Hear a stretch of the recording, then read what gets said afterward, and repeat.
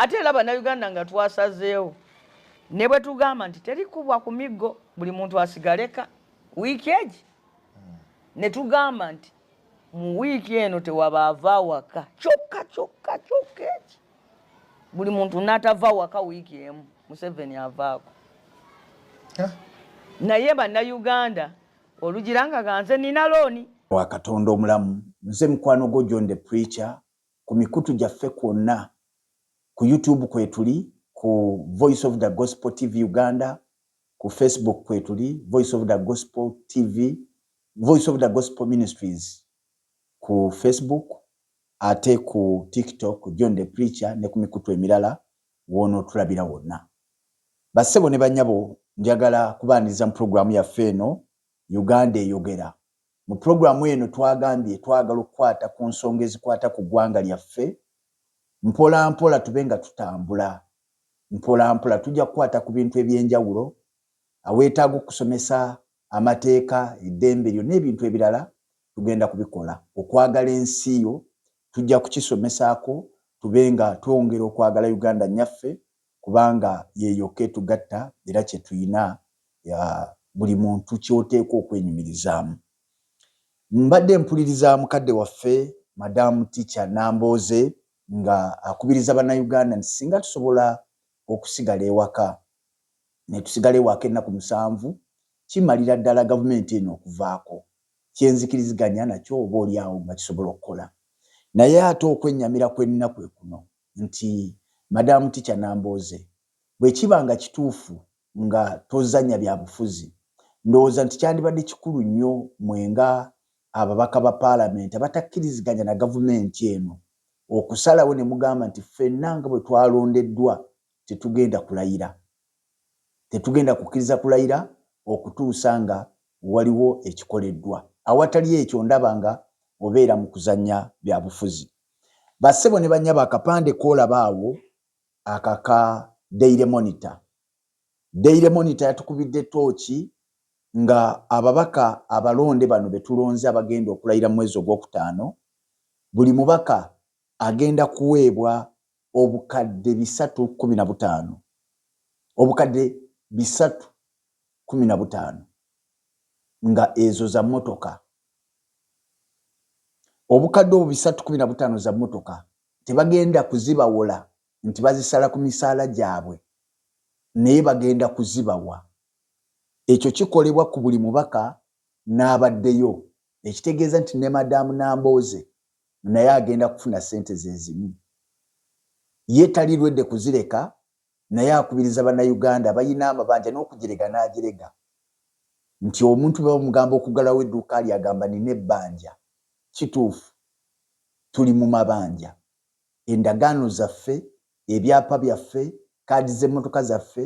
ziri mu banka naye kyewuunyisa nti ate mmwe abagagga abayinawo betusuubira nti muyina ne zino ssente temusobola kuzeerekereza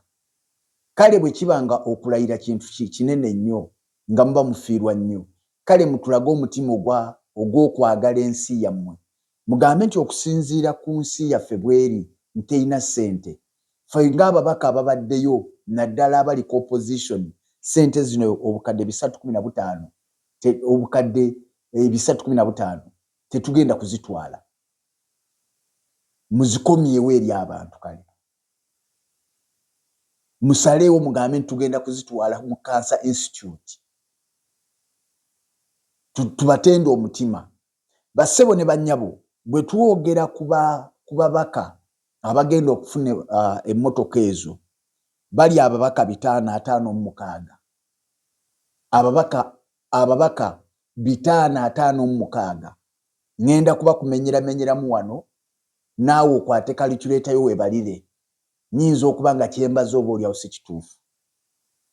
wuliriza bulungi tuyina constituency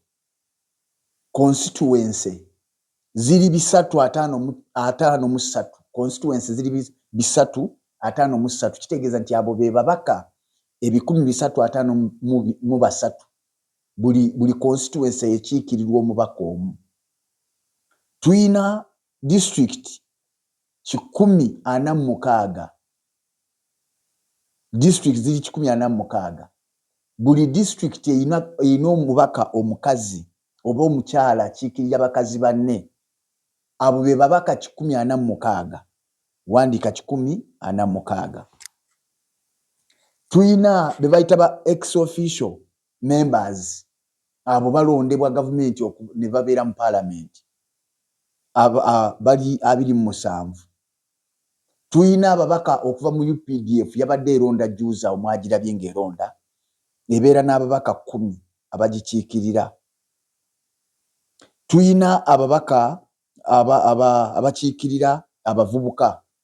bali 5 abavubuka balonda ababaka ba 5 ne bagenda mu parliament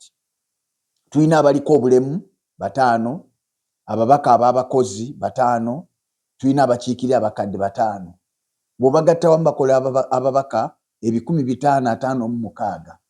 nga buli mubaka agenda kufuna miliyoni 315 za mmotoka buli mubaka n'ababaddeyo bagenda kuzifuna zonna wamu wuliriza sente zonna wamu zibagenda okubawa nga baakayingira mu parliament zogenda okubasasula gwe muna Uganda ampuliriza ziri biliyoni 17 biliyoni 175 mu obukadde 14 muna Uganda teweerabira nti biliyoni erimu miliyoni 10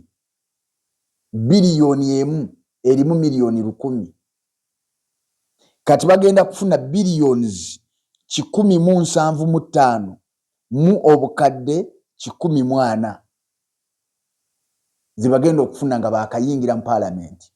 kati ekibuuzo kyange wekiri we wano ababaka bano bonna ddala bateesa balabikako mu kuteesa balabikako mu ntuula za parliament bye bateesa ddala bitugasa nga bannayuganda nga bannansi tubeetaaga ababaka abo bonna ye abaffe ababaka ba parliament balina omugaso munene nnyo okusinga abasawo balina omugaso munene nnyo okusinga abasomesa balina omugaso munene nnyo okusinga abasirikale simanyi ani agereka ssente zino naye weetaaga okubaako ky'otunuulira njagala olowooze ku musomesa nga tugenda kuddayo ku masomero omusomesa asomesa abaana baffe n'atunuulira ssente zino ezigenda okuweebwa omubaka wa parliament nga temumuwoze mpole nti muzimuwoze bw'anaatandika okukola asasule wabula nga mumuwadde mpe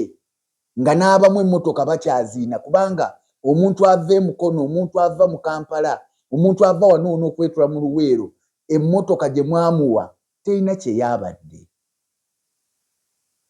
era ddala omusomesa oyo anaafuna amaanyi asomesa abaana b'eggwanga bulungi nga yaafuna akasaala katini ng'emyaka 5 tekasobola kuweza ssente za mubaka zaafune za parliament bano abasajja bammemba ba parliament baasomerawo abalala gye batasomera wa gye bagenda ku masomero abalala gye batagenda nga n'abamu tubalabye nga n'empapula ze bayingirirako z'abantu balala naye nga tuyina abasomesa abaasoma tuyina abantu abadokita n'asoma emyaka 5 naye nga ssente zaafuna ntini n'olwekyo tusaba wabeerewo obwenkanya wabeerewo engabanya entuufu ey'ensimbi mukendeeze ssente mu byobufuzi ssente zino ez'ebyobufuzi ennyingi ze zireetedde abantu okutandika okugwa ne mu ttaka ne yeevulunga ng'ekifo bakitwala zireese enguzi omuntu asobola n'okutunda ennyumba bamulangirire kubanga naye ayagala ssente ebyobufuzi kaakati we byatuuse tebikyali buweereza gwafuuse mulimu oguliko obutitimbe n'obutitimbe bw'ensimbi kati ffe tusaba ku lw'eggwanga lyaffe abakulu abavunaanyizibwa ku nsonga eyo simanyi ani avunaanyizibwa naye mwenna abavunaanyizibwa ku nsonga eyo abagereka ssente ez'emisaala gy'abakozi ba gavumenti kubanga memba wa parliament naye mukozi wa gavumenti bassebo ne bannyabo tusaba mukendeeze ssente z'ababaka ba parliament muzikendeeze mukendeze sente mu byobufuzi muzongere mu bintu ebitugasa awamu. Nasanyuka nnyo vidiyo eno nga mugintambuliza ku lwa Katonda n'ensi yange